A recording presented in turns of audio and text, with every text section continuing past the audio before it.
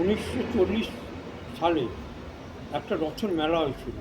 আর সেই রথের মেলায় আমরা চারজন বন্ধু মিলে যে খুব আলুর চপ, বেগুনি, পুরুলি, পেঁয়াজি খেয়েছিলাম।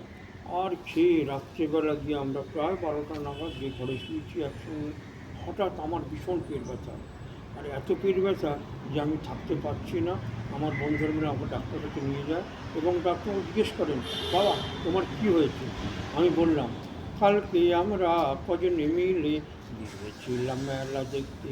আরে তাই তো খেয়েছি পাঁপড় ভাজা, এ গোটা 10 তেলে ভাজা, সে থেকে পেট করে কিনকিন কিনকিনি বুটবাট বুটবাট। আমরা তারপর ডাক্তার জিজ্ঞেস করলেন, বাবা তোমার ঘুম হয়েছিল? ঘুম নেই আঁকি পাতে, মরছি পেটের যন্ত্রণাতে। তারপর তিনি বললেন, তোমার পেটটা টিপবো নাকি? তখন আমার পেটে ভীষণ ব্যথা। আমি বললাম, না টিপো না, সারা পেটে কি যন্ত্রণা, এবারে বুঝি আর বাঁচবো না, ওরে বাবা মানা টিপো না। তখন তিনি বললেন, তুই পাগল না ছাগল রে? তখন আমি আনন্দ অধরে বললাম, পাগল ছিল আমার বাবা, আমি তো তার ছেলে। আর তাই তো খেয়েছি পাঁপড় ভাজা, এ গোটা 10 তেলে ভাজা, সে থেকে করে কিনকিন কিনকিন বুটবাট বুটবাট।